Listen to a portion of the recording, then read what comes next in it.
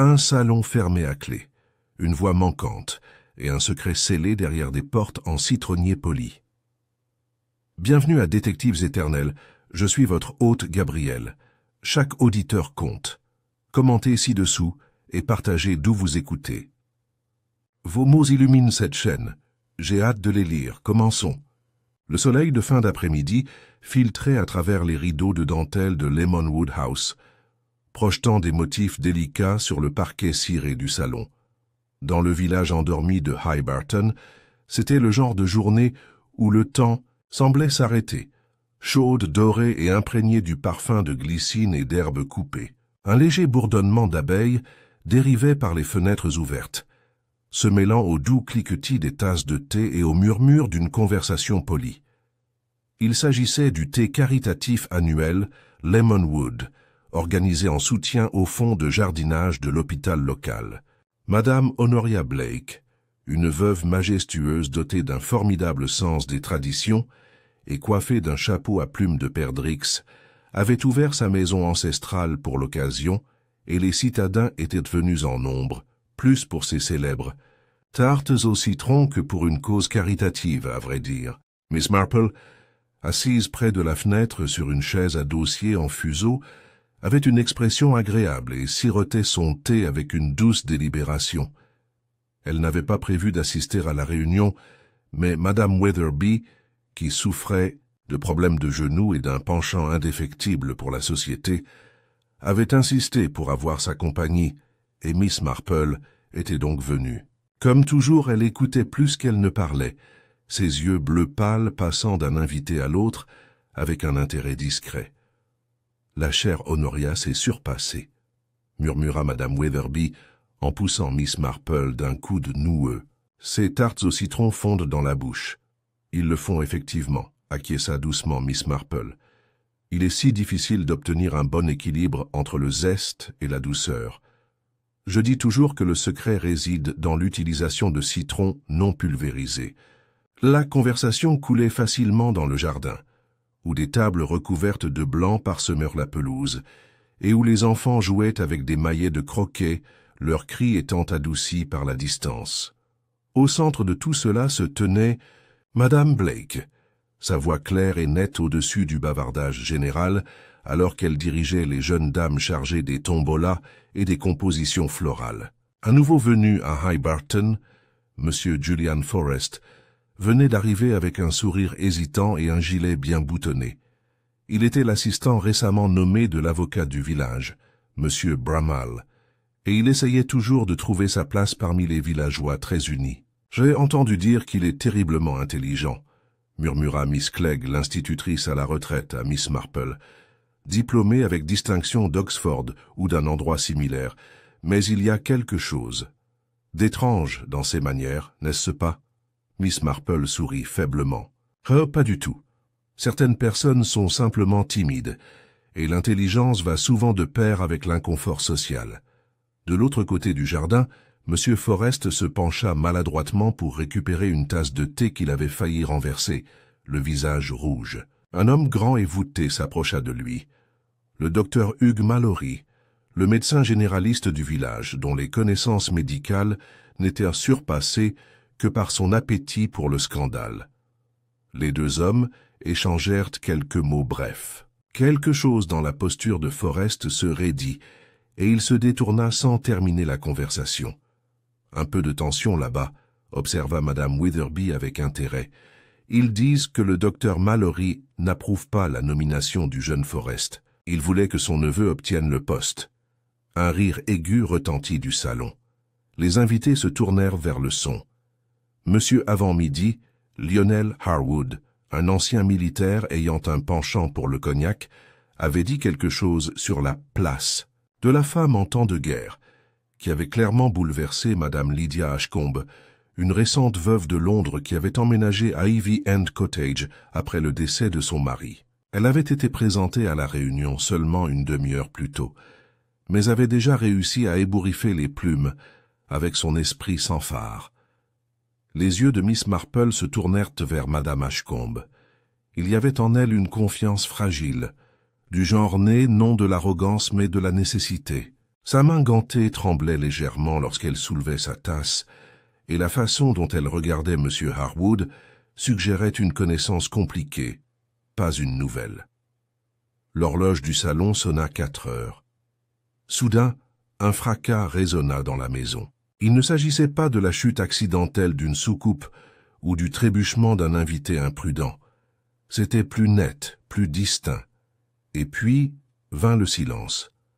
Un silence long et creux qui semblait faire disparaître le chant des oiseaux et mettre un terme à toutes les conversations sur la pelouse.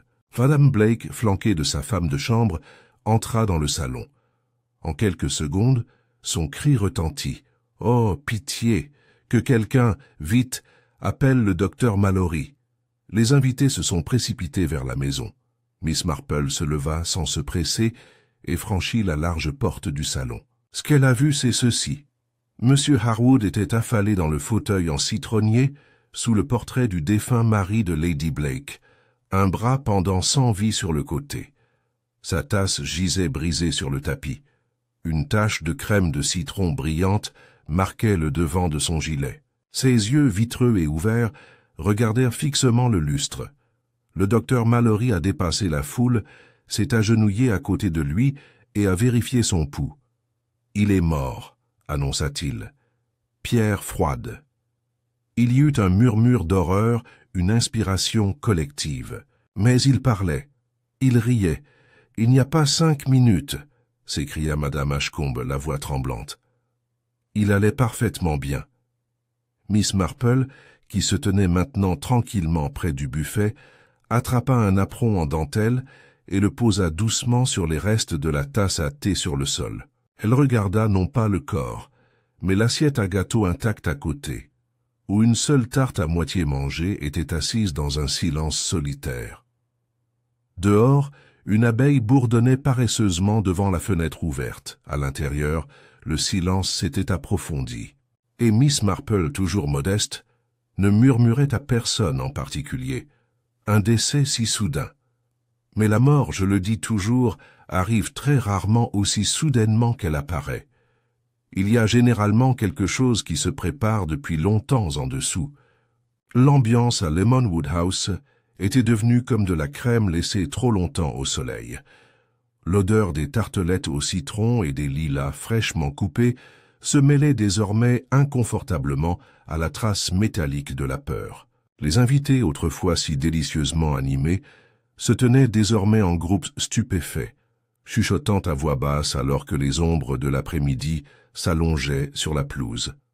L'agent Merton, un homme corpulent aux joues rouges et au chapeau un peu trop grand pour sa tête, est arrivé peu de temps après l'envoi d'un garçon de course essoufflé du village. Il observait le salon avec l'air incertain d'un homme plus habitué aux conflits de bétail et aux vols de vélos qu'aux morts subites dans les salons ancestraux.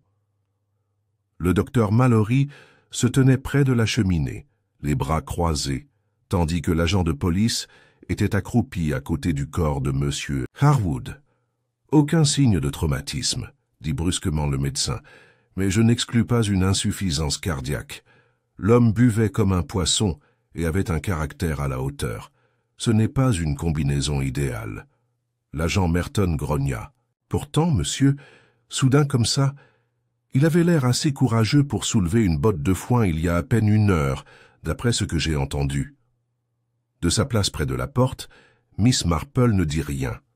Elle a observé. Madame Blake, visiblement secouée mais déterminée à ne pas laisser le chagrin ou le scandale détruire sa maison, a pris les choses en main. « Tout le monde, s'il vous plaît, restez sur le terrain jusqu'à ce que le gendarme Merton termine ses notes. Il n'y a aucune raison de soupçonner quoi que ce soit de fâcheux, mais nous devons être minutieux, pour le bien de Lionel. » Elle joignit les mains sur son corsage, maintenant légèrement tombant à cause de la chaleur et du stress. « Et le thé continuera dans la roseraie. Je suis sûr qu'aucun de nous ne souhaite s'attarder sur le malheur. » C'était une vaillante tentative de rétablir l'ordre, même si les murmures qui se propageaient parmi les invités comme le vent dans le blé trahissaient un malaise bien plus profond. Les gens retournaient à contre-cœur sur la pelouse, les tasses de thé à moitié, pleines et les gâteaux intacts. Le bruit d'une seule chaise de jardin raclant la pierre semblait anormalement fort. Miss Marple se retrouva à côté de la table où Madame Witherby était assise, s'éventant avec un programme d'événements plié. « Ma chérie, » dit la femme Plessy. Âgée à voix basse, « Tu penses qu'il s'est étouffé avec quelque chose? J'ai entendu quelqu'un dire que c'était la tarte. Tu te souviens à quel point il était toujours pointilleux sur sa digestion? » « Oui, » dit Miss Marple en ajustant ses gants. « Mais l'étouffement, comme on le constate généralement, produit une certaine toux, peut-être même une agitation. Je n'ai rien vu de tout cela. » Madame Witherby se pencha en avant. « Vous ne pensez pas que c'était, vous savez, un acte criminel ?» Miss Marple pencha la tête pensivement. « Il est toujours préférable d'attendre avant de tirer des conclusions.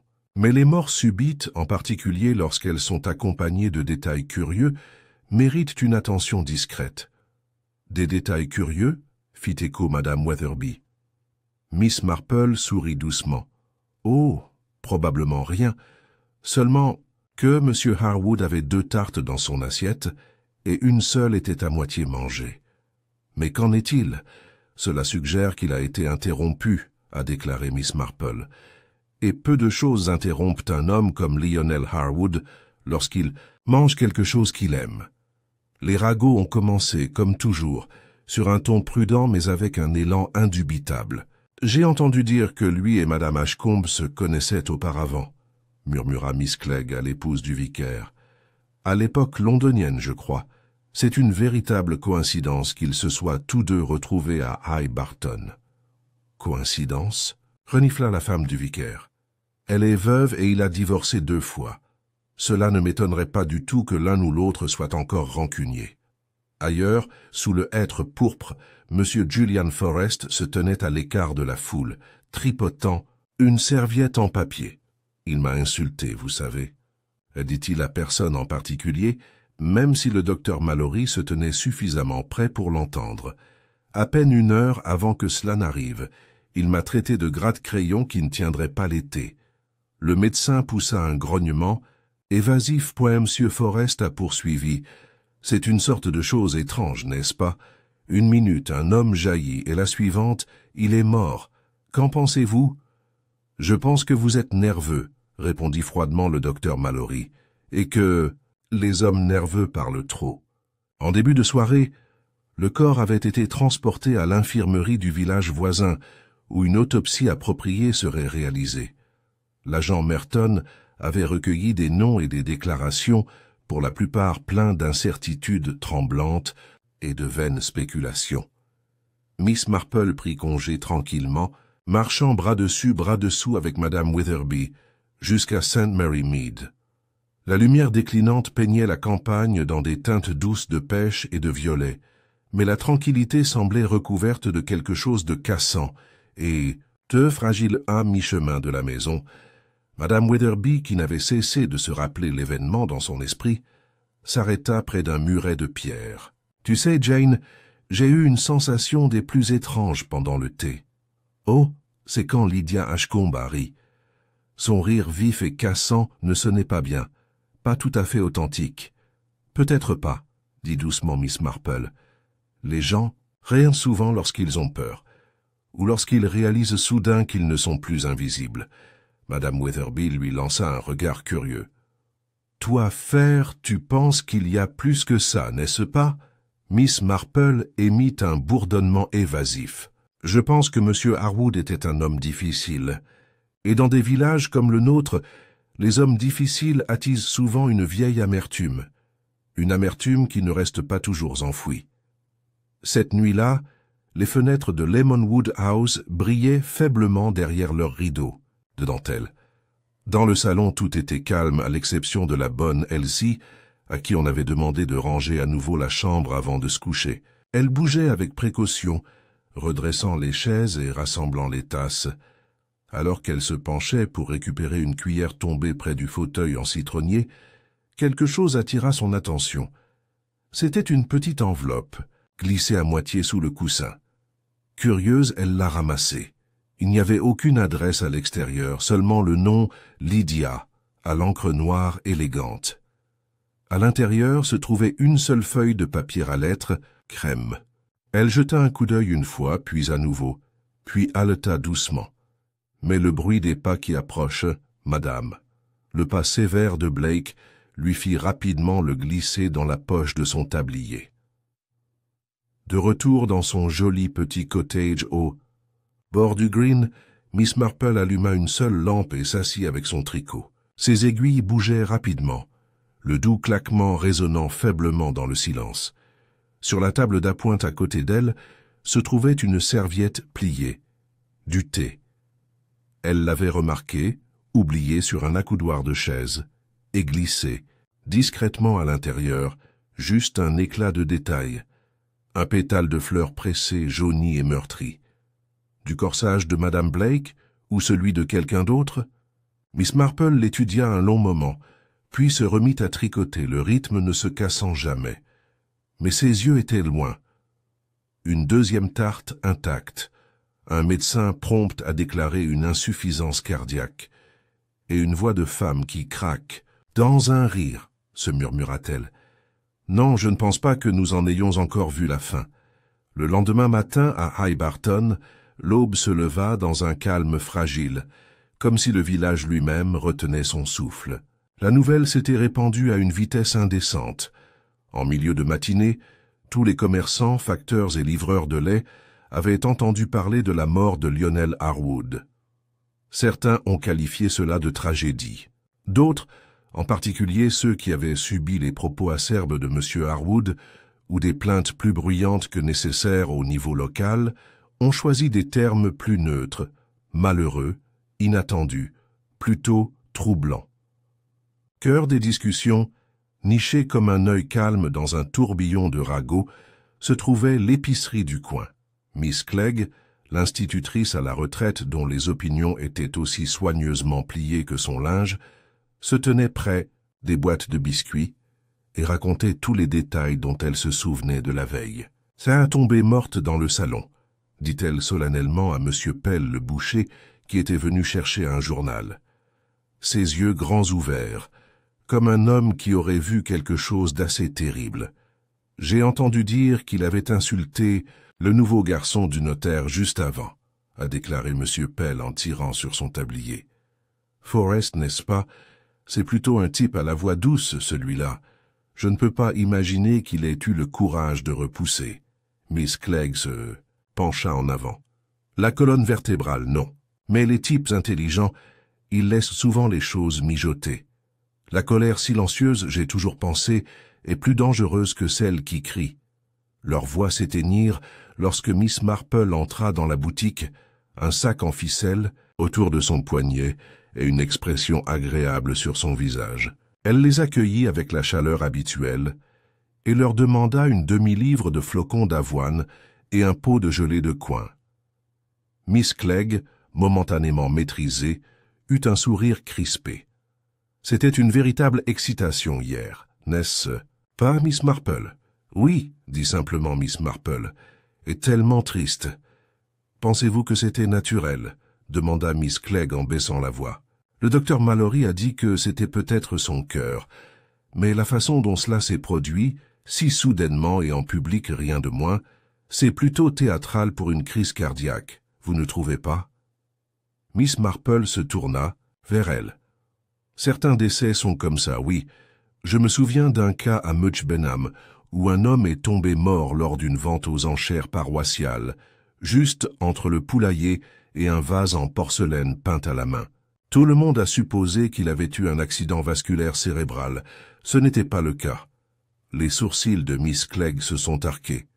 En effet, Miss Marple se contenta de sourire. En effet. Plus tard dans la matinée, l'agent Merton a fait une apparition polie mais quelque peu maladroite au chalet de Miss Marple. Il arriva avec son carnet à la main et le malaise révélateur d'un homme qui se soupçonnait d'être débordé. « Je pensais faire un peu de suivi, Miss Marple, » dit-il, assis rigidement sur le bord du fauteuil fleuri qu'elle lui offrait. « La routine, tu comprends. »« Bien sûr, » dit-elle en posant sur la table un plateau contenant du thé et des gâteaux, aux graines. Il est toujours préférable d'être minutieux. Il s'éclaircit la gorge. Vous étiez assis près de la porte au moment où M. Harwood s'est effondré. Avez-vous remarqué quelque chose d'étrange? Miss Marple avait l'air pensive. Seulement qu'il avait l'air de bonne humeur quelques instants auparavant. Il riait plutôt de bon cœur, si je me souviens bien. C'est ce qui m'a frappé, voyez-vous. Il n'y avait aucun signe de détresse, aucune prise sur la poitrine, aucun vertige. Il a simplement cessé d'être en vie. Le docteur Mallory a mentionné des antécédents de consommation d'alcool, a déclaré Merton en gribouillant. Mais le coroner aura une idée plus claire une fois le rapport déposé. Savez-vous, dit doucement Miss Marple, je me demande s'il pourrait être utile de parler à Elsie, la femme de chambre de Madame Blake. Elle était ensuite très près du corps et semblait, disons, quelque peu déstabilisée, au-delà de ce à quoi on pourrait s'attendre. L'agent Merton cligna des yeux. « Tu as remarqué ça ?»« Ah oui, on apprend à remarquer de telles choses quand on s'assoit à côté d'autant de parents mourants que moi, » répondit-elle gentiment. Il hésita, puis nota quelque chose. « Je vais lui dire un mot, alors. » Alors qu'il s'apprêtait à partir, il ajouta « Certaines personnes ont mentionné cette Madame Ashcombe, la nouvelle venue. Elle semblait bouleversée par le thé. » « Elle l'a fait, » a reconnu Miss Marple. « Et son lien avec le défunt, y a-t-il du vrai dans le discours selon lequel ils se connaissaient auparavant ?» Miss Marple sirota son thé. Les discussions dans les villages ont tendance à s'enraciner au moins dans une part de vérité. Je ne connais pas la nature exacte de leur connaissance, mais elle a semblé décontenancée lorsque M. Harwood a ri. Merton hocha lentement la tête, fermant son cahier. « Bien. Merci, Miss Marple. Comme toujours, très apprécié. » Ailleurs à High Barton, le cottage Ashcombe était resté un point d'intérêt silencieux. Lydia Ashcombe n'avait pas été vue depuis la veille. Le lait laissé devant sa porte est resté intact. Un rideau de dentelle à la fenêtre de l'étage s'agitait de temps en temps, suggérant un mouvement à l'intérieur, mais personne n'osait frapper.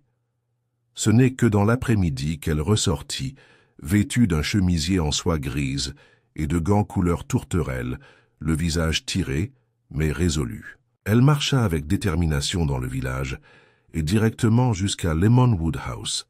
Madame Blake la reçut avec une froideur polie. « Je suis venue te parler, Honoria, » dit Lydia. En privé.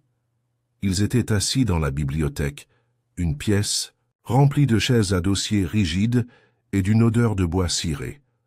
Dehors, un vent remuait les haies. J'ai entendu dire qu'il était mort avec une de vos tartelettes au citron à la main, dit doucement Lydia. Les lèvres de Madame Blake se pincèrent. Je n'apprécie pas cette implication. Il n'y a aucune implication, a déclaré Lydia. Je veux simplement comprendre. La voix d'Honoria se brisa, juste une fois. Comprenez quoi? Lionel Harwood était un homme aux opinions franches et aux manières grossières. Mais il était aussi le père de ma filleule. Quoi qu'il ait pu être, je lui devais ce respect. Saviez-vous que nous étions autrefois fiancés? Le sang-froid d'Honoria faiblit. C'était bref. Avant mon mariage. Il l'a rompu, publiquement, avec cruauté. Je ne lui ai jamais vraiment pardonné. Honoria expira lentement. Et pourtant, tu es quand même venu prendre le thé. Je ne m'attendais pas à ce qu'il soit là. Les deux femmes se regardèrent longuement. « L'avez-vous tué, Lydia ?» a demandé Madame Blake. Lydia tressaillit, puis eut un sourire amer. « Non, mais je pense que quelqu'un voulait que je ressemble à moi. » Pendant ce temps, dans la petite pièce au-dessus de la cuisine de Lemonwood, Elsie se tenait devant son armoire, tenant dans ses mains la lettre qu'elle avait trouvée la veille. Elle n'avait pas dormi. Elle avait lu la lettre 2 fois. Puis je l'ai brûlée dans la cheminée, mais le nom restait gravé dans ses pensées. Le nom signé en bas. Pas Lydia Ashcombe, pas Lionel Harwood, mais quelqu'un de complètement différent. Quelqu'un que personne ne soupçonnerait. Elle a commencé à pleurer. Au crépuscule, Miss Marple traversait le cimetière, les vieilles pierres adoucies par la lumière déclinante.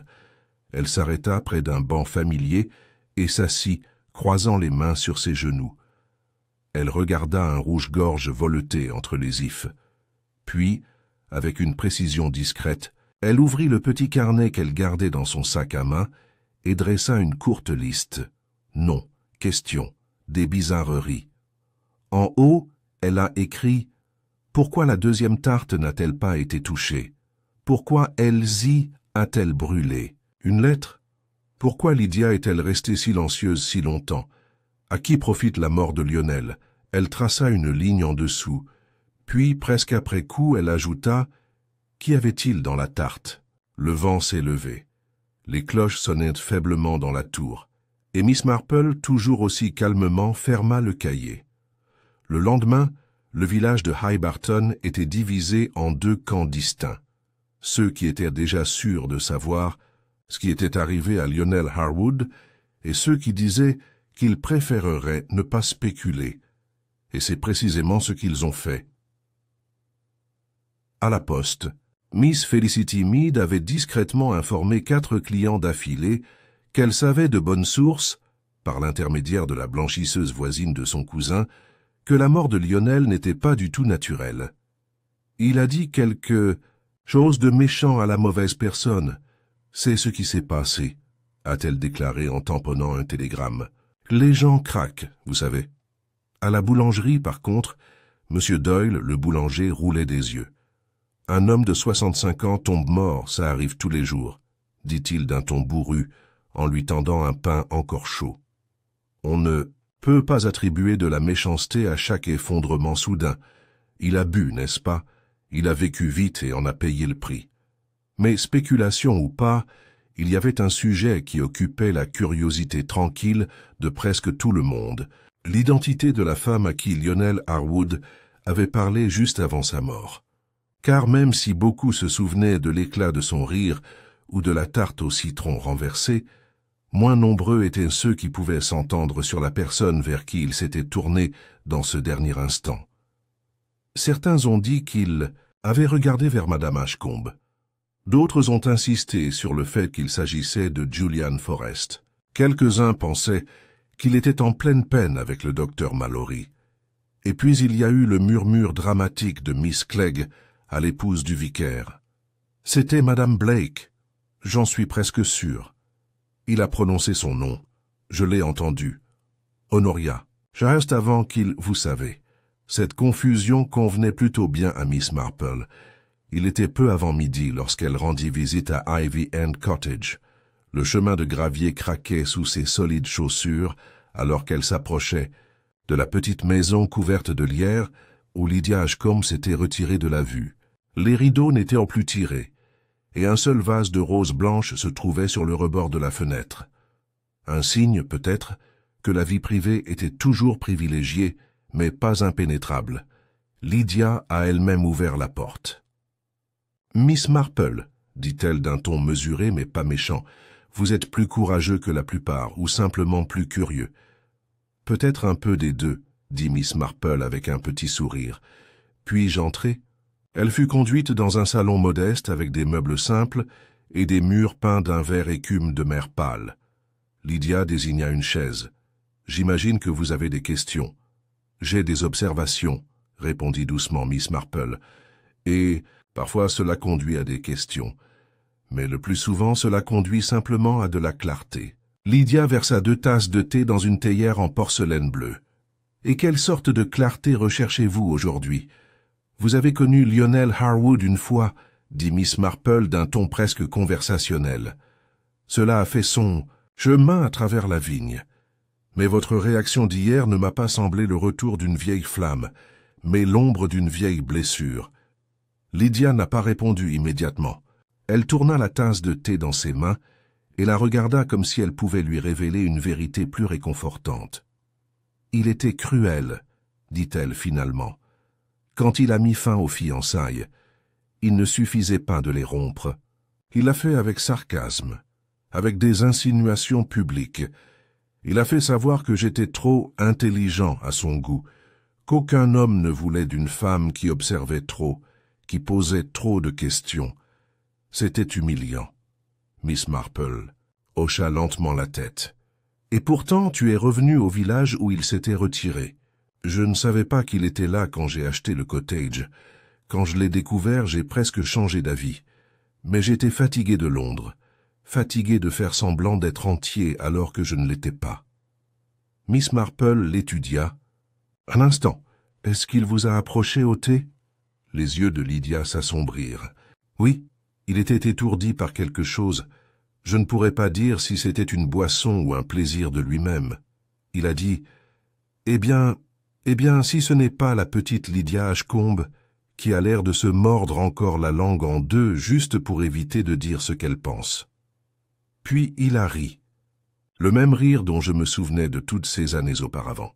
« Et comment as-tu répondu ? » ?»« Je ne l'ai pas fait. Je suis parti. » Et 2 minutes plus tard, il était mort. Miss Marple posa doucement sa tasse de thé. « Vous comprenez, bien sûr, pourquoi cela peut sembler troublant. » La voix de Lydia était tendue. « Tu penses que je l'ai empoisonné ? Je pense que quelqu'un voulait qu'il soit réduit au silence. La question est de savoir qui et pourquoi maintenant. Après toutes ces années, le même après-midi, Elsie, la femme de chambre, fut finalement appelée pour parler avec l'agent Merton.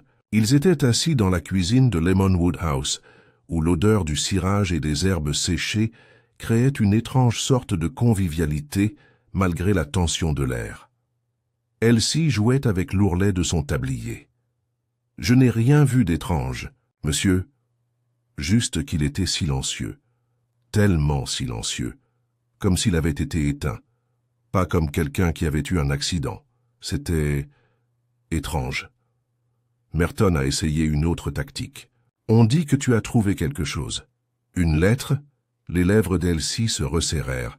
« Non, monsieur, je n'ai rien trouvé. »« Tu en es sûr ?»« J'en suis sûr, » dit-elle.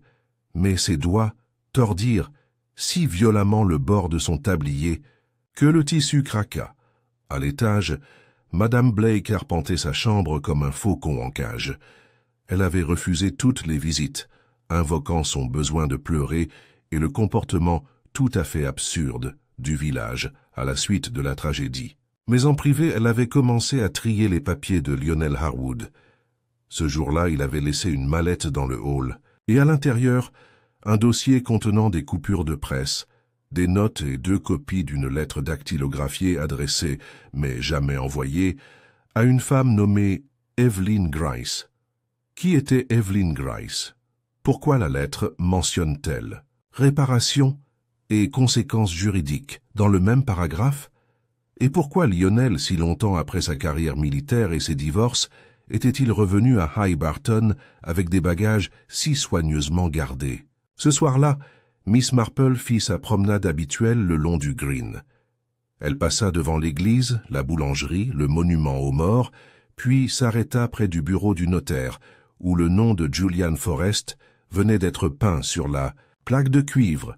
La fenêtre était entr'ouverte et à l'intérieur elle pouvait à peine distinguer le son des voix élevées. « Je t'ai dit que c'était une erreur », vint l'aboiement de M. Bramall. « Je n'ai pas savoir », a répondu Forrest. « Il n'a jamais dit ce qu'il y avait dans le dossier.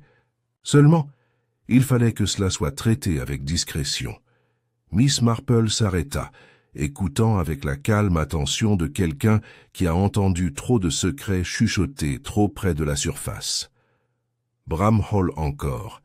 Discret ou pas, si quelqu'un découvre qu'il a laissé des papiers en votre possession, vous y serez entraîné. La voix de Forrest devint plus calme. Il m'a fait promettre. Je pensais qu'il essayait d'arranger les choses. Miss Marple pencha la tête, puis repartit, ses pas légers comme une chute de neige. Cette nuit-là, une tempête soudaine traversa High Barton. Brève, inattendue et avec juste assez de tonnerre pour réveiller les inquiets. Mais Miss Marple dormait légèrement, rêvant de tartes au citron, de rires amers et d'une chaise visiblement propre, tandis que le reste du salon était en désordre. Quelque part dans son esprit, les morceaux ont commencé à bouger. Quelqu'un s'amentait, pas seulement sur le motif, mais aussi sur le timing, et dans le silence qui suivit l'orage, elle repensa à cette seconde tarte, intacte. Le lendemain matin, la tempête était passée, mais ses résidus persistaient dans les flaques d'eau le long des ruelles du village et dans l'humidité qui s'accrochait aux haies et aux pierres tombales. Au-dessus de nous, les nuages s'étaient brisés en bandes éparses, ouvrant la voie à un soleil pâle qui ne parvenait pas à dissiper le malaise qui planait sur High Barton. Dans le salon de son cottage, Miss Marple était déjà habillée, ayant pris son thé tôt, et disposé son panier à couture juste à côté du fauteuil. Mais elle ne cousait pas. Au lieu de cela, elle était assise avec un mince dossier à elle, une modeste collection de noms, de chronologies et de relations griffonnées à la hâte la nuit précédente. Elle tapota légèrement du doigt une page à Julian Forrest, le nouvel assistant du notaire chargé d'un dossier scellé par le défunt, Lydia Ashcombe, des fiançailles rompues et une humiliation publique il y a des années. Elsie, une femme de chambre qui a brûlé une lettre qu'elle n'a pas écrite. Honoria Blake, hôtesse, amie et peut-être plus pour Lionel Harwood qu'elle ne le laisse entendre. Dr Mallory, désireux de déclarer la cause du décès, peut-être trop désireux, et maintenant, Evelyn Grice, un nom qui n'apparaissait plus dans le village depuis des années. Pas seulement du ressentiment, murmura Miss Marple à voix haute, mais la restitution. Elle se leva, attacha son manteau et sortit dans la fraîcheur matinale. Le premier arrêt de Miss Marple fut le presbytère, où le révérend Gerald Alton l'accueillit avec une chaleur sincère. Sa femme, Margaret, était moins enthousiaste, d'autant plus qu'elle était à moitié en train de mariner des concombres, et qu'elle considérait que toute interruption était un inconvénient personnel. « Je ne vous garderai pas longtemps, » dit gentiment Miss Marple. « Je me demandais seulement si vous vous souveniez d'une Evelyn Grice. Elle aurait fait partie de la congrégation il y a plusieurs années.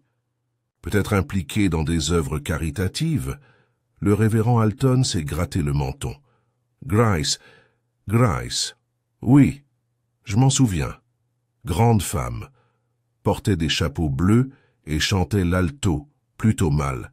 Elle est partie tout d'un coup, n'est-ce pas ?» Margaret renifla. « Laissée en disgrâce, plutôt. Son fils, Ronald, n'est-ce pas, a eu des ennuis avec une fille du village. Il y a eu une dispute. Une famille a déménagé peu de temps après. Tout s'est passé en silence. « Vous souvenez-vous du nom de la fille ?» demanda gentiment Miss Marple. « Oui, » dit Margaret avec un soupir. « Edith Prothero, charmante fille, devenue infirmière, a quitté le village après le décès de son père. Depuis, personne n'a eu de nouvelles d'elle. » Miss Marple hocha la tête pensivement. « Et Evelyn Grice est-elle restée en contact avec quelqu'un à High Barton ?»« Pas à ma connaissance, » dit le vicaire. « Pourquoi cet intérêt ?»« Oh, simplement un nom qui a fait surface en relation avec les effets personnels de M. Harwood, » répondit Miss Marple. « Merci à vous deux, vous avez été très utiles. » L'appel suivant de Miss Marple fut discret, au bureau de M. Bramhall, où Julian Forrest préparait des lettres devant un bureau parsemé de bloc-notes légaux et d'encriers. Et il se leva rapidement lorsqu'elle entra. « Miss Marple, » dit-il avec un sourire nerveux, « je ne m'attendais pas à... »« J'arrive rarement là où on m'attend, » dit-elle joyeusement. « J'espère que je ne suis pas intrusif. »« Pas du tout. » Elle s'approcha de son bureau et se pencha légèrement. « Vous avez eu une conversation avec M. Harwood peu de temps, avant sa mort, et il vous a confié quelque chose. » Julian cligna des yeux puis baissa la voix. « Oui, un dossier privé. Il a dit qu'il s'agissait d'une affaire juridique, quelque chose de non résolu. Il envisageait d'agir. L'avez-vous toujours ?» Il hésita. « Oui, mais c'est scellé. »« Je ne rêverai pas de fouiller, » dit-elle doucement. « Mais dites-moi, avait-il l'air agité, déterminé, peur ?» Julian réfléchit. « Non, rien de tout cela. Il avait l'air content, satisfait même, comme un homme qui a trouvé un moyen de gagner une dispute longtemps retardée. « C'est très utile, » a déclaré Miss Marple. « Et si vous vous en souvenez, est-ce que quelqu'un d'autre savait que vous aviez ce dossier ?» Le front de Julian se plissa. « Seulement M. Bramhall, je suppose. Et le docteur Mallory l'a peut-être vu. Il est arrivé juste après le départ de M. Harwood. » Les yeux de Miss Marple pétillèrent légèrement. « Ah, et c'était une visite programmée ?» Non, dit Julien. Le docteur Mallory a dit qu'il avait besoin d'une signature pour quelque chose concernant un dépôt de succession. Mais j'ai trouvé cela étrange à l'époque. Elle sourit. Les choses les plus étranges ne sont étranges que si nous les remarquons. En début d'après-midi, Miss Marple s'est arrêtée au domaine Blake sous prétexte de rendre une épingle à chapeau emprunté. Madame Blake l'a reçue dans la salle de musique, où aucun piano n'avait pas été ouvert depuis au moins une décennie, et les rideaux restaient tirés malgré l'avancée du jour. « Je suppose que vous êtes ici à propos de Lionel, » dit Honoria. « Sans préambule. En fait, je pensais à Evelyn, » répondit doucement Miss Marple. Cela a pris l'autre femme au dépourvu. « Evelyn Grice » ? Oui. Honoria l'étudia avec les yeux plissés. Lionel a toujours eu un penchant pour les gestes dramatiques. Il faisait des erreurs. Evelyn en faisait partie. Alors, il lui a fait du tort? Pas directement, mais son fils. Il y a eu un incident. Lionel a qualifié cela d'indiscrétion de jeunesse, mais la fille, Edith, a été complètement ruinée. Son père l'a reniée. Lionel aurait pu l'empêcher, mais il ne l'a pas fait. Il a alors siégé au conseil paroissial, vous savez. Il a toujours protégé les siens. Et maintenant, Honoria détourna le regard. Il m'a dit qu'il voulait arranger les choses, qu'il avait rédigé des papiers. Je pensais que c'était juste de la culpabilité, une de ces interminables réconciliations. Mais peut-être, elle s'interrompit puis se leva brusquement. « Mademoiselle Marple, je ne laisserai pas ma maison transformée en salle d'audience. Si la police pose des questions, je répondrai. Mais je ne me livrerai pas à des commérages. » Miss Marple inclina la tête. « Très sage. Les ragots, après tout, ne sont utiles que lorsqu'ils deviennent réalité. » Pendant ce temps, dans un coin tranquille de Lemonwood House, Elsie était assise dans les quartiers des domestiques, tordant un foulard dans ses mains. Elle avait peu parlé depuis sa conversation avec le connétable, mais maintenant, seule avec ses pensées, quelque chose lui pesait plus que la peur. Elle avait brûlé la lettre, certes, mais pas avant de l'avoir lue. Le prénom Evelyn ne lui disait rien. Mais la ligne de clôture l'était. La justice est due là où le silence était autrefois payé. Et la signature n'était pas celle de Lionel. C'était tapé par X.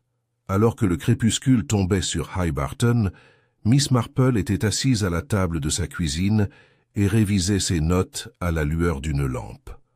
Le vent s'était levé, de nouveau envoyant un soupir à travers les branches de pommiers à l'extérieur. Jusqu'à présent, il y avait un décès sans cause visible, une deuxième tarte laissée intacte, un homme qui tente d'expier, une lettre brûlée par quelqu'un qui ne l'a pas écrite, un dossier scellé confié à un inconnu, et trop de gens prétendaient en savoir trop peu. Elle entoura un nom, Edith Prothero. Puis j'ai tracé une ligne le reliant à Evelyn Grice, puis à Lionel Harwood, et enfin au docteur Mallory. Un scandale, une dissimulation, et peut-être, une dette réglée bien trop tard. Elle ferma son cahier et se leva.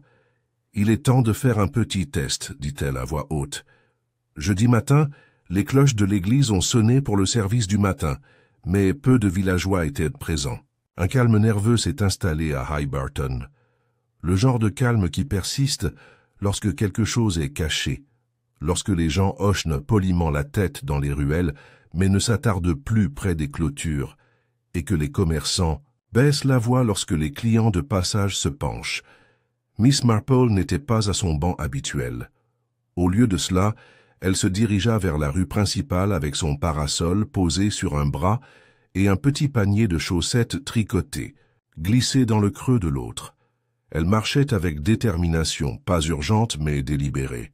Elle avait décidé qu'il était temps de tester le tissu de la vérité en tirant sur ses fils les plus fins. Son premier arrêt a été l'opération.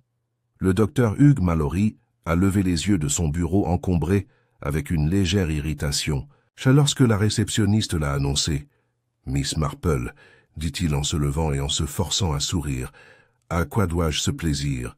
Tu ne te sens pas bien? » « Oh, pas du tout. » dit-elle gaiement. Je voulais simplement discuter de quelque chose qui me préoccupait. Elle s'est assise sans qu'on lui demande, ce qui a légèrement troublé le médecin. Cela concerne le pauvre monsieur Harwood, commença-t-elle en repliant soigneusement ses gants sur ses genoux. Vous l'avez déclaré mort très rapidement, pensai-je. Aucune tentative de réanimation, aucune vérification d'obstruction, juste mort. La mâchoire du docteur Mallory se serra. C'était tout à fait évident. Je suis un médecin avec plus de 20 ans d'expérience, Miss Marple. Oh, bien sûr, dit-elle avec un délicat signe de tête. Mais ce qui m'a intrigué, c'est comment certain tu avais l'air d'une cause naturelle. Tu penses que j'aurais dû soupçonner un poison? Se moqua-t-il. Parce qu'il est mort au thé? Parce qu'il est mort après avoir ri au milieu d'une conversation et à cause d'une certaine rigidité dans sa posture, dit-elle doucement, comme si quelque chose agissait rapidement sur son système. Et on se demande, docteur, si le coroner devait trouver des traces de digitalique ou d'atropine, cela vous concernerait. Le regard de Mallory se fit plus aigu. M'accusez-vous de quelque chose? Non, non. J'ai seulement observé que vous étiez présent lors d'un décès inhabituel et que, peu de temps après, vous aviez des raisons de vous rendre au bureau de M. Forrest pour ce que vous prétendiez être une affaire de succession. Mallory se pencha en avant, la voix basse. Si vous voulez savoir, j'y suis allé parce que Harwood m'avait fait confiance, à propos de l'affaire Grice. Ah, dit Miss Marple, sa voix douce. Alors il t'a fait confiance. Le médecin détourna le regard. Il voulait faire une déclaration, laisser quelque chose dans le dossier au cas où quelque chose lui arriverait. Et vous le lui avez conseillé? Je lui ai dit que c'était inutile, que remuer le passé n'aide personne. Miss Marple se leva. Certains diraient que le passé ne disparaît jamais vraiment. Il attend seulement. Et ceux qui enterrent à la culpabilité oublient souvent qu'elle aussi a des racines. Elle quitta le cabinet avant qu'il puisse répondre. Cet après-midi-là, elle visita à nouveau Julian Forrest. Il avait l'air pâle, les doigts tachés d'encre et tremblant légèrement alors qu'il mélangeait des papiers. « J'ai décidé, dit-il avant qu'elle puisse s'asseoir, de remettre le dossier que M. Harwood m'a donné. »« À qui ?» elle a demandé. « La police? L'agent Merton, plus précisément. Puis-je vous demander ce qui vous a fait changer d'avis ?» Julien hésita. « Vous aviez raison. Sur les apparences. Et sur le danger du silence. Le contenu, il ne s'agit pas seulement de l'affaire. Grace, il était question de quelqu'un d'autre. Un paiement, un hôpital, une date, 1953. L'infirmerie Saint-Anselme. Il a regardé. Oui. Comment as-tu... Miss Marple sourit faiblement. Je m'en doutais. C'était l'année où Edith Prothero a quitté le village. Une fille renvoyée sous prétexte de s'occuper d'une tante éloignée. Mais elle n'est jamais revenue. Elle était enceinte, dit Julian d'une voix basse. Oui, et Lionel Harwood était complice, que ce soit dans la dissimulation ou dans le résultat. La voix de Julian était à peine audible. Il est également fait mention d'un compte créé au nom de quelqu'un d'autre. Un UG Miss Marple croisa les mains. Et si cette personne n'était pas Evelyn Grice, mais plutôt Elsie Grafton? Les yeux de Julien s'écarquillèrent. La servante? Miss Marple hocha la tête. Il est possible que Lionel Harwood ait cru qu'Elsie était l'enfant d'Edith. Peut-être à tort, peut-être pas. Peut-être que le paiement était sa manière. D'expiation ou de silence. Est-ce qu'Elsie est au courant? Elle a trouvé la lettre, n'est-ce pas? Elle l'a brûlée de peur. Je pense qu'elle en disait juste assez pour la terrifier, mais pas assez pour lui dire qui elle était vraiment. Julian se pencha en arrière, stupéfait. C'est pourquoi elle a été si secouée. La vérité, dit doucement Miss Marple, effraie toujours ceux à qui l'on a nourri des mensonges. Pendant ce temps, à Lemonwood House, Madame Blake affrontait ses propres fantômes. La maison était réduite à des chuchotements. Les portes entre les pièces ne s'ouvraient plus en grand, mais s'ouvraient et se fermaient avec précaution, comme si les murs eux-mêmes écoutaient. Dans son bureau, Honoria était assise devant son bureau avec l'enveloppe qui avait été trouvée dans la mallette de Lionel. Il avait été décellé. À l'intérieur, la lettre qu'elle l'avait aidé à écrire, mais jamais postée. « Chère Evelyne, commença-t-il. Vous aviez raison, j'ai pris le chemin du lâche, J'ai trahi plus d'une fille, et je l'ai fait avec le bouclier de l'argent et du rang. Mais il m'a suivi. Il l'a toujours fait. Et maintenant je me demande si l'enfant, quelle qu'elle soit, a jamais su à quel point j'étais désolé. » Le dernier. Paragraphe la glaça. Je vais dire la vérité, même si cela me coûte. Il y a quelqu'un dans le village qui mérite de le savoir. Honoria reposa le journal. Elle pensa à Lydia Ashcombe, d'Elsie, d'elle-même, et combien de péchés à High Barton avaient porté des gants en dentelle, et sourit lors des garden parties. Au crépuscule, Miss Marple rendit de nouveau visite au presbytère. Le révérend Alton l'accueillit avec une discrète déférence. Ils s'assirent près du feu, une théière entre eux. « Je crois que le moment est venu, a-t-elle déclaré, de dire la vérité à haute voix. Mais d'abord, je dois être sûr de qui la cache, et qui en est simplement effrayé. » Le vicaire hocha gravement la tête. « Et tu penses que la vérité appartient à la fille, avec un enfant qui n'a jamais été nommé, peut-être même pas par sa mère. Mais cet enfant est une femme maintenant, et elle a peut-être grandi dans la même maison que l'homme qui a fait taire sa mère. » Elsie, Miss Marple hocha la tête. Elle n'a pas tué Lionel, mais quelqu'un voulait l'empêcher de savoir ce qu'il laissait derrière lui. Alors qui l'a tué? Miss Marple regarda le feu. Quelqu'un qui craignait ce que Lionel dirait ensuite. Quelqu'un de proche. Quelqu'un qui avait plus à perdre de la vérité que Lionel lui-même. Il y eut un moment de silence. Alors le vicaire demanda « Avez-vous quelqu'un en tête ?»« Oui, dit-elle. Mais j'ai besoin d'une conversation supplémentaire. Un dernier fil à tirer. » Ainsi, le lendemain matin, Miss Marple a organisé un thé décontracté sur la terrasse de son jardin. Elle a invité Elsie sous prétexte de la remercier d'une vieille faveur, un mouchoir en dentelle raccommodé. Elsie est arrivée, nerveuse, mais touchée par l'invitation. « J'ai quelque chose à vous montrer », dit Miss Marple en plaçant un petit cadre photo argenté sur la table. Il contenait une photo, sépia et délavée, d'Edith Prothero. Elsie le regarda. « C'est... » balbutia-t-elle. « Oui, » dit doucement. « Miss Marple, elle a quitté le village l'année de votre naissance. » Les mains d'Elsie tremblaient. « Je n'ai jamais su. Ma mère n'a jamais parlé de son passé. Je crois qu'elle ne pouvait pas, » a déclaré Miss Marple. « Pour votre sécurité. Mais quelqu'un le savait.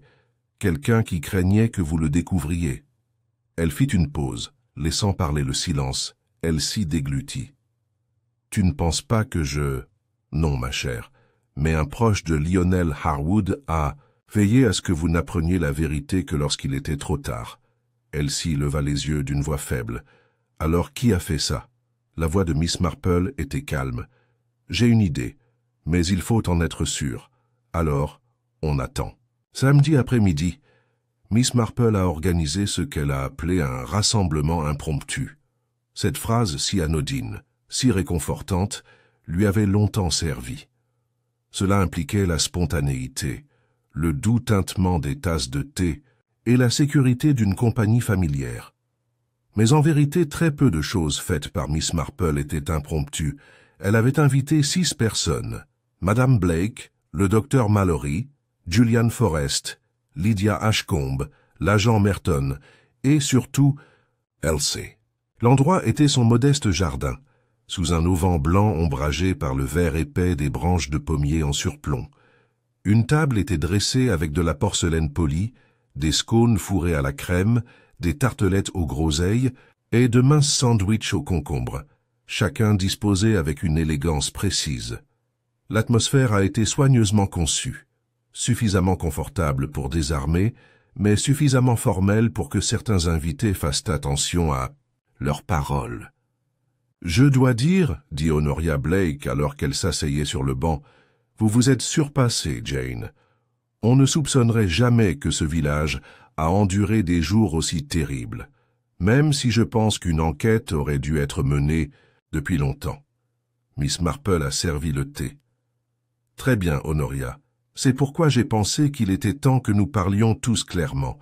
Après tout, la mort de M. Harwood continue de projeter son ombre, n'est-ce pas?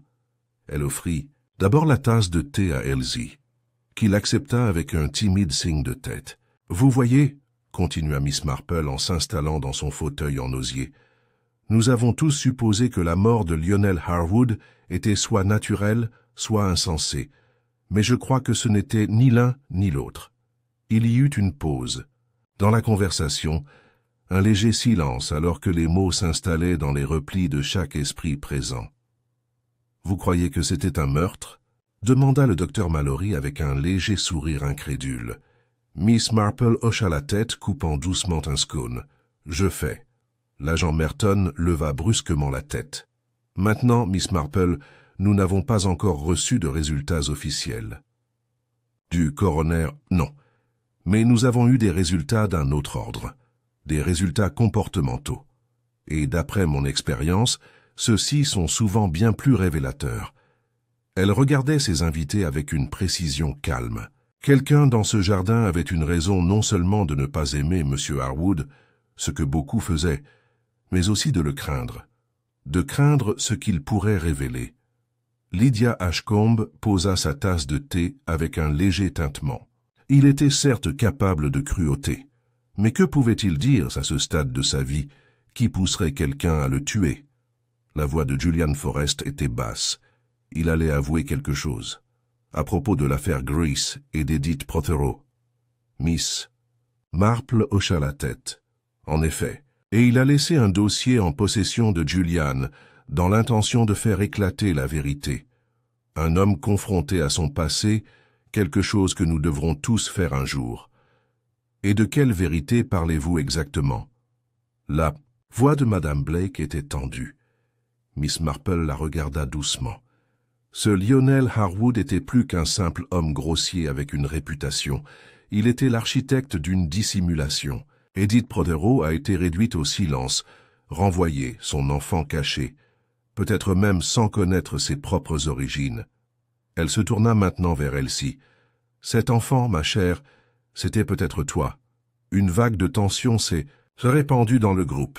Elsie pâlit, ses mains tremblant légèrement. « Mais comment pourrais-je en être sûre ?» murmura-t-elle. « Vous ne pouviez pas, dit doucement Miss Marple, mais quelqu'un d'autre pourrait le faire, quelqu'un qui craignait que vous appreniez la vérité, quelqu'un qui avait partagé le secret de Lionel ou profité de son silence. » La voix du docteur Mallory était tendue. « Et devons-nous croire que ce meurtre, s'il s'agissait d'un meurtre, a été commis uniquement pour empêcher une servante d'apprendre qu'elle pourrait être la fille de quelqu'un? »« Oh non, docteur, » dit doucement Miss Marple. « Pas seulement. Le motif n'était pas l'identité, c'était la culpabilité et la protection. » Elle se tourna vers Honoria Blake.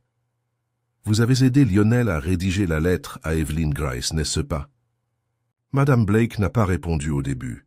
Ses doigts étaient serrés autour de sa serviette. « Oui, dit-elle finalement, il était en proie à des remords et je pensais qu'écrire pourrait le soulager. Je ne savais pas ce qu'il envisageait. De faire d'autres. Mais vous avez découvert le dossier, a poursuivi Miss Marple. Vous saviez qu'il l'avait confié à Julian Forrest, et peut-être avez-vous lu suffisamment pour comprendre ce qu'il voulait. Je ne l'ai pas tué, dit sèchement Honoria. Non, dit Miss Marple, mais je crois que tu l'as dit à quelqu'un.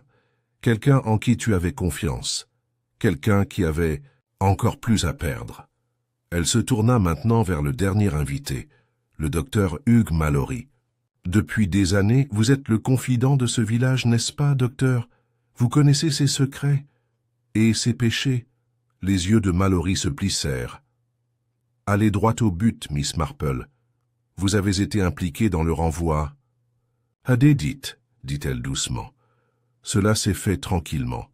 Son père pensait qu'elle était dans une maison de convalescence, mais en réalité, elle était à l'infirmerie Saint-Anselme. Vous avez arrangé cela, à la demande de Lionel. C'est une conjecture, pas entièrement. Il y a une lettre dans le dossier qui mentionne votre signature, et le paiement, pour discrétion médicale. Julian Forrest parla, la voix tendue. C'est vrai. Je l'ai lu. Le docteur Mallory se leva de son siège. C'était il y a des décennies. C'est de l'histoire ancienne. J'ai fait ce qu'on me demandait, ce qui était nécessaire à l'époque. La voix de Miss Marple était calme mais inflexible. Et quand Lionel a décidé de tout révéler, vous avez réalisé que cela ne ternirait pas seulement son nom, mais le vôtre. Votre réputation, votre carrière, tout ce que vous avez construit dans ce village. Un silence s'étendait sur le jardin comme un fil tiré. Et ainsi, continua Miss Marple, vous avez utilisé vos connaissances, votre expertise médicale. Vous avez glissé quelque chose dans son thé, peut-être de l'atropine, facilement dérivée des plantes du jardin, insipide en petite quantité, mortelle dans le bon dosage, et vous avez été le premier à le déclarer mort sans hésitation et sans soupçon. Elsie halta. Mais j'ai servi le thé. Oui, a déclaré Miss Marple. Et c'est ce qui rend la méthode si intelligente. Vous étiez le bouclier parfait. Si quelqu'un posait des questions, cela retomberait sur la servante. Le visage du docteur Mallory était devenu pâle. Vous n'avez aucune preuve. J'ai du comportement, dit doucement Miss Marple. Le vôtre. L'urgence de votre visite au bureau de Julian. La rapidité avec laquelle vous avez déclaré la mort. Et surtout votre silence. Vous qui avez toujours été fier de votre opinion, avez remarquablement peu parlé après l'événement. Il n'a rien dit. L'agent Merton s'est levé.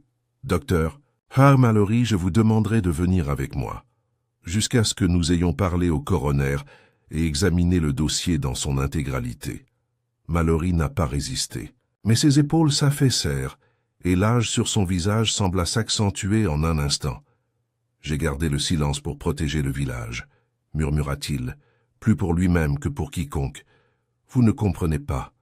Parfois, le silence est une miséricorde.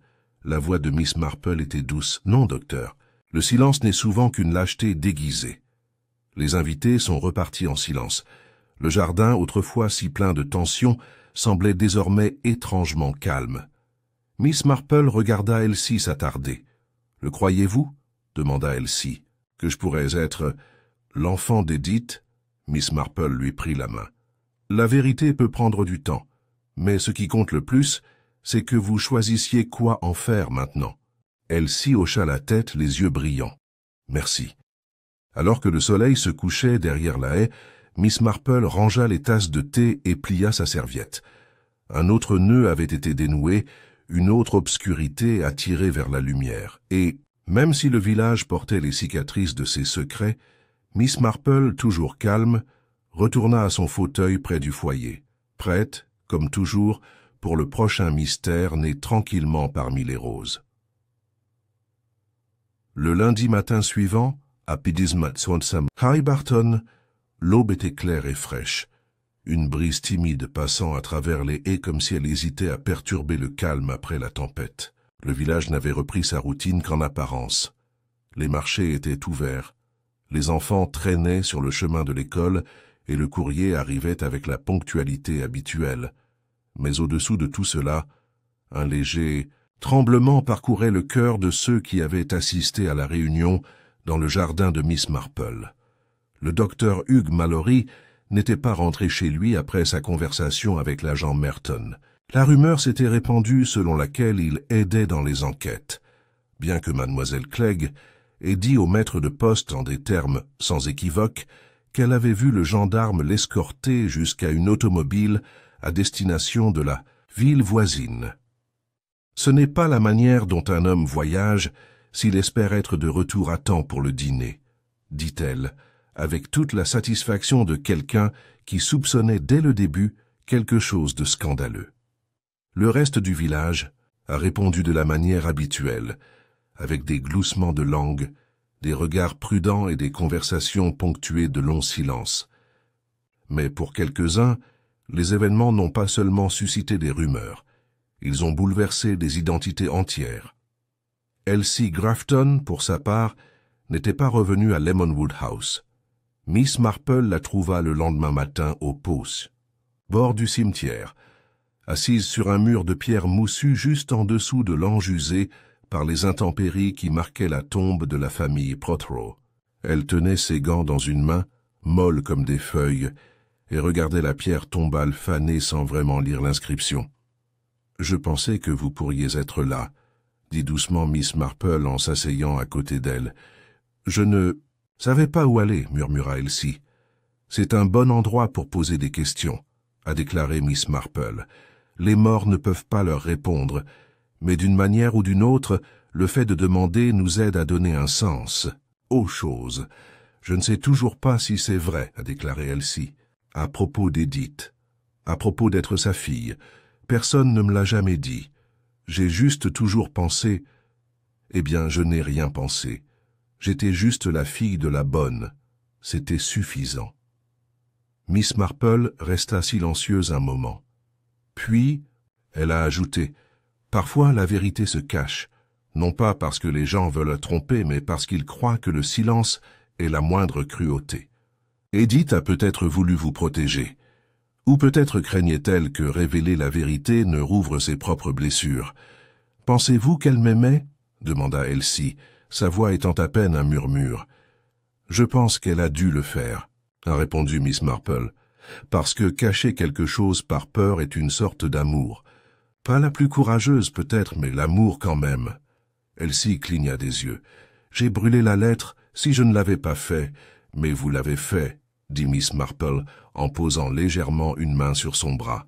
« Et maintenant vous êtes ici, et vous êtes libre de décider de ce que deviendra votre histoire. Ce n'est pas quelque chose qui nous est donné à tous. » Elsie hocha légèrement la tête, et pendant un long moment elles restèrent simplement assises ensemble, le vent jouant avec l'ourlet du manteau de Miss Marple, le lierre bruissant contre les pierres.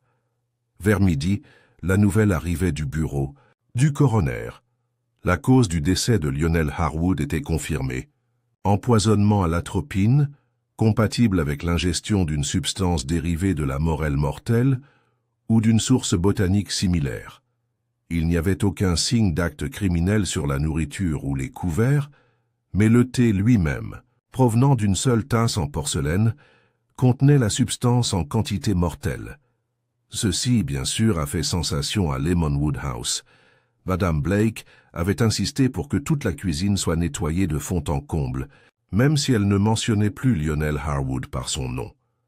Lorsqu'il a été pressé d'obtenir une déclaration du Gazette du Nord Barton, elle a prononcé une seule phrase par l'intermédiaire de la gouvernante. « Mon seul souhait est que la paix revienne au village et que la mémoire de notre ami ne soit pas ternie par des rumeurs. » C'était un mensonge aussi raffiné que n'importe quel mensonge jamais livré sur de la porcelaine tendre. Ce soir-là, Lydia Ashcombe est venue rendre visite à Miss Marple. Elle est arrivée sans gants, ses cheveux un peu plus lâches que d'habitude et son attitude à la fois plus chaleureuse et plus vulnérable. « Puis-je entrer ?» elle a demandé. « Bien sûr, » dit Miss Marple en s'écartant. « Je pensais plutôt que tu pourrais le faire. » Ils étaient assis dans le salon, où le feu crépitait doucement, et où la lampe projetait de longues ombres sur les roses du papier peint. « Je voulais vous remercier, » dit Lydia après un moment, « et aussi pour te demander quelque chose d'assez égoïste. » Miss Marple attendit. « Je vis avec le fantôme de Lionel depuis 20 ans, » a déclaré Lydia. « Et maintenant il est parti, pas seulement parti, mais démasqué. Il y a une étrange sorte de soulagement là-dedans. Mais aussi une question dont je n'arrive pas à me débarrasser. » Elle se tourna vers Miss Marple d'une voix très basse.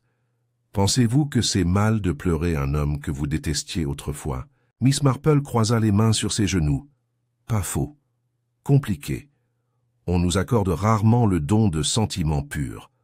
L'amour et la haine partagent souvent les mêmes coins du cœur. Vous pouvez pleurer l'homme qu'il aurait pu être et le mal qu'il a causé d'un seul coup. Je pensais que je me sentirais triomphante, » a déclaré Lydia. « Validé, mais je me sens seulement fatiguée. » Miss Marple hocha la tête. « C'est le fardeau de ceux qui survivent à la trahison. Pas seulement de l'endurer, mais de porter le silence qui s'ensuit. » Lydia fouilla dans la poche de son manteau et en sortit une petite enveloppe. Cela est arrivé par la poste ce matin. Pas d'adresse de retour, juste une phrase à l'intérieur. Elle l'a transmis à Miss Marple. Miss Marple déplia le papier et lut « La justice n'est pas toujours bruyante. » Elle leva les yeux. « Tu penses que ça vient d'Evelyn ?»« Je ne sais pas, » dit Lydia. « Mais je crois que quelqu'un a vu ce qui s'est passé et a ressenti le besoin de parler, même si ce n'est que dans l'ombre. » Miss Marple plia à nouveau le papier et le rangea dans son cahier. Toutes les vérités n'ont pas besoin d'être criées. Certaines doivent seulement être reconnues. À mesure que la semaine avançait et que l'absence du docteur Mallory devenait permanente, le village commençait son lent et inévitable processus d'oubli. Pas inconsciemment, bien sûr, mais à la manière des villages, en aplanissant les aspérités du scandale et en s'occupant des petits détails persistants de la vie quotidienne. Les fleurs sont revenues sur les rebords des fenêtres. Le fonds caritatif Lemonwood a été discrètement suspendu pour la saison. Et le souvenir de Lionel Harwood est devenu un fantôme dont personne ne voulait vraiment parler, mais dont tout le monde se souvenait quand même. Un après-midi, alors que Miss Marple était assise à tailler ses rosiers, elle aperçut Julian Forrest qui remontait lentement l'allée. Il tenait une enveloppe marron dans une main et avait l'air inhabituellement pensif. « Bonjour, Miss Marple, dit-il. J'espère que je ne dérange pas. »« Pas du tout, » dit-elle en retirant ses gants. « Asseyez-vous. » Il lui tendit l'enveloppe. « Je reviens tout juste du bureau des successions. Le testament de Lionel Harwood était finalisé, et il y avait un codicille, quelque chose ajouté peu de temps avant sa mort. » Miss Marple ouvrit l'enveloppe et lut la brève note ci-jointe à « T'as livré à toi mademoiselle Elsie Grafton » en reconnaissance d'une loyauté familiale inconnue et de torts longtemps non reconnus. Un petit fonds en fiducie avait été constitué à son nom, modeste, mais suffisant pour garantir qu'elle n'ait plus besoin de passer sa vie au service de quelqu'un d'autre. Miss Marple sourit doucement. « Je pense que c'est plutôt beau, » a déclaré Julian. « Un peu tard, bien sûr, mais parfois c'est le mieux que l'on puisse faire. » Elle le regarda. « Et vous, monsieur Forrest, que allez-vous faire maintenant ?» Il sourit faiblement. « Je pense que je vais rester. Il semble que ce village ait besoin de quelqu'un pour l'aider à démêler ses problèmes juridiques et ses fantômes. Alors je vous souhaite bonne chance, dit-elle. Tous deux sont notoirement têtus. » Ce soir-là, Miss Marple retourna dans son jardin avec une tasse de lait chaud et son cahier. Elle s'assit sous le pommier, un stylo à la main, révisant ses dernières notes. Le tueur n'était pas cruel en termes de méchanceté, mais en termes de préservation. Cela n'excuse pas l'acte, mais cela explique le silence. Elle ferma le livre. Au loin, les cloches des églises sonnaient. C'était juste après le crépuscule, que la dernière ombre du doute traversa l'esprit de Miss Marple. La journée avait été douce. La lumière du soleil brillait à travers les rideaux. Le chant des oiseaux se faufilait entre les haies et la brise, apportant une douceur qui manquait depuis la mort de Lionel Harwood. C'était en apparence un retour à la normale. Mais Miss Marple savait mieux que quiconque que les villages, comme les gens, revenaient rarement à ce qu'ils étaient. Ils portaient simplement un meilleur masque. Sa promenade du soir la conduisit de nouveau devant la maison Prothero, vacante depuis longtemps depuis le départ d'Edith et maintenant vendue à un couple du Surrey qui n'avait pas encore emménagé. Miss Marple s'arrêta devant la porte en fer. La maison était sombre, à l'exception de la lueur du coucher du soleil qui brillait sur la vitre d'une fenêtre à l'étage.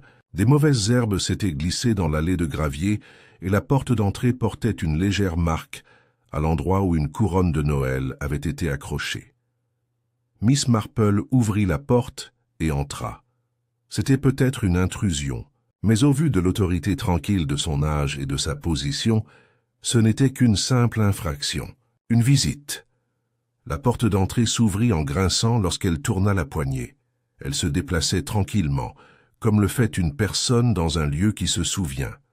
Les lames de parquet cédaient toujours sous les mêmes points de pression. La cheminée portait encore de la suie dans les coins. La poussière recouvrait les étagères, mais pas au point de masquer la forme de la maison en dessous. Elle entra dans le salon, l'air étant légèrement teinté de lavande et du passé. Puis elle l'a vue, une pierre meuble, à peine relevée, au bord du foyer. S'agenouillant lentement, elle le souleva. En dessous, enveloppée dans un ciré, se trouvait une petite boîte en bois. À l'intérieur, une broche, une enveloppe usée et une chaussette de bébé jaunie par le temps. Elle n'a ouvert l'enveloppe que lorsqu'elle s'est assise en toute sécurité, près de sa propre cheminée plus tard dans la soirée.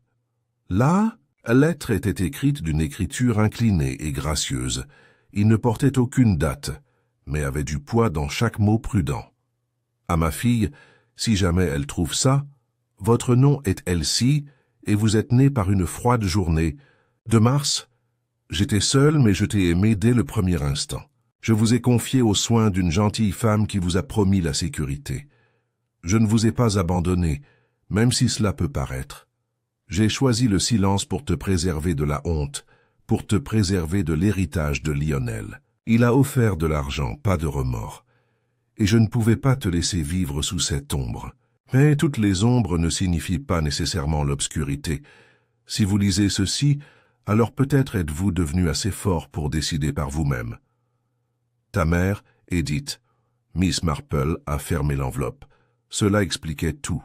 Cela confirmait ce qu'Elsie craignait, ce qu'Edith avait enterré, ce que Lionel avait tenté de corriger bien trop tard. Et cela a mis en évidence la vérité la plus douloureuse de toutes, qu'il s'agissait d'un crime non seulement né d'un meurtre, mais d'années de blessures portées par un trop grand nombre pendant trop longtemps. Le lendemain matin, elle invita à nouveau Elsie à prendre le thé, cette fois sans agenda, sans projet. Ils étaient assis tranquillement ensemble, sirotant. Que du thé, regardant les moineaux gambader le long du mur du jardin, je suis retourné à l'ancienne maison, dit Miss Marple au bout d'un moment. Elsie leva rapidement les yeux. La maison Prothero? Miss Marple hocha la tête et plaça doucement l'enveloppe sur ses genoux. Elsie le regarda longuement, ses mains posées à côté comme quelqu'un qui a peur de toucher une flamme. « Est-ce que c'est... Cela vient d'elle » dit doucement Miss Marple. Elsie l'ouvrit lentement. Ses yeux parcoururent la page, ligne par ligne. Lorsqu'elle atteignit la fin, son souffle se coupa, puis se relâcha. « Elle ne m'a pas trahi parce qu'elle ne voulait pas de moi, » murmura-t-elle. « Elle m'a trahi parce qu'elle pensait qu'elle devait le faire. » Miss Marple tendit la main et lui prit la main, et elle a laissé ça, pour qu'un jour, tu puisses en être sûr.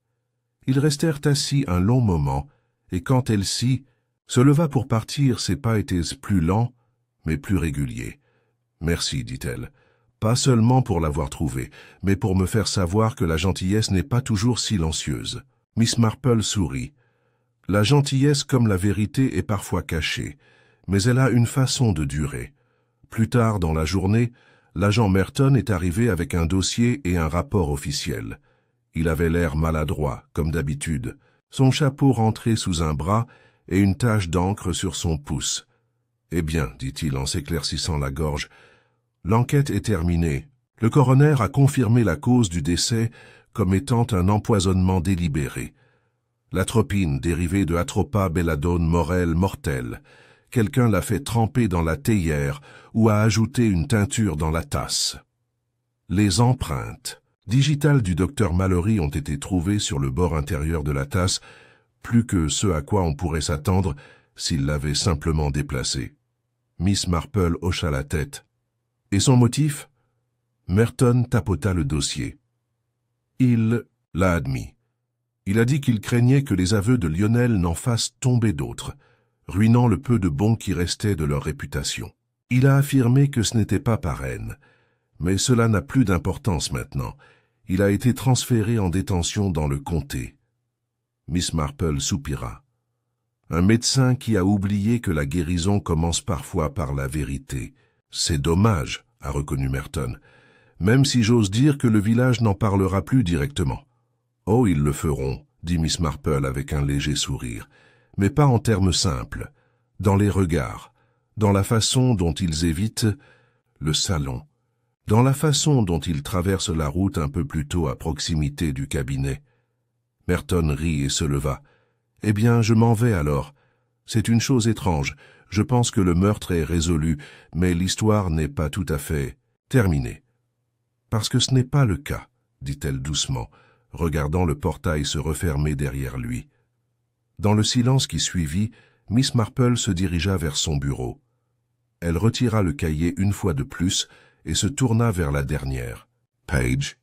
Résolution, le crime, le poison. La méthode, familier. Le motif, l'héritage et la peur. Mais la vérité ne réside pas seulement dans le crime, mais aussi dans ce qu'il a laissé derrière lui. Un nom restauré, un silence rompu, une fille récupérée. La justice, oui, mais aussi la guérison, et ça aussi, c'est rare. Elle ferma le livre, puis avec une grâce exercée, elle se leva pour préparer une autre tasse de thé, cette fois pour elle seule. Le pot, la tasse, le pot à lait, tous impeccables, tous non empoisonnés. Et depuis sa fenêtre, les roses dehors s'agitaient légèrement sous la brise, comme si le jardin aussi avait enfin expiré. L'été s'est transformé, lentement mais indéniablement, en début d'automne, à High Barton. Les soirées se rafraîchissaient, les journées s'adoucissaient, et les haies commençaient à rougir de baies et de chardons. Dans les jardins et les paroisses, la routine a repris. Mais dans les moelles du village, quelque chose avait subtilement changé. Ce n'était pas seulement qu'un homme était mort, ni qu'il avait été assassiné, ce qui aurait été assez sensationnel dans n'importe quel hameau. Non, ce qui restait plus profondément, c'était ce que sa mort révélait, que sous des pelouses bien entretenues et de l'argenterie rutilante, des gens avaient enfoui non seulement des secrets, mais des chapitres entiers de leur vie. Et une fois, la vérité n'avait pas attendu l'histoire pour l'oublier. Miss Marple l'a compris mieux que quiconque. Et elle a également compris quelque chose d'encore plus difficile à admettre à haute voix, que toutes les résolutions ne ressemblent pas à la paix. C'était un mardi lorsque Lydia Ashcombe lui rendit sa dernière visite. Elle arrivait au crépuscule, le ciel strié de corail et d'or, vêtue d'un manteau gris tourterelle et d'un doux chapeau de feutre qui lui donnait curieusement l'air de quelqu'un qui venait d'arriver. Où je me prépare juste à partir, ils étaient assis dans le jardin, à côté des hortensias devenues bleu foncé avec le changement de saison. Entre eux, la théière fumait doucement, et un pot de confiture de prunes se trouvait à côté des scones rafraîchissants. « J'ai décidé de quitter High Barton », dit simplement Lydia. Miss Marple hocha la tête, sans surprise. « Il y a un chalet ?»« À Cornwall », a poursuivi Lydia. « Près de la mer, calme. Je crois que j'en ai assez des vieux fantômes depuis un moment. »« Vous avez mérité un peu de calme, » dit gentiment Miss Marple, « même si j'imagine que le village va te manquer. Je le ferai, mais pas les yeux, pas la façon dont il me regarde maintenant, pas avec suspicion, mais avec ce terrible mélange de pitié et de curiosité. Je préfère commencer quelque chose de nouveau plutôt que de me rappeler constamment qui je suis. Presque été. Miss Marple a servi le thé. J'avais tort à propos de Lionel, tu sais, a déclaré Lydia.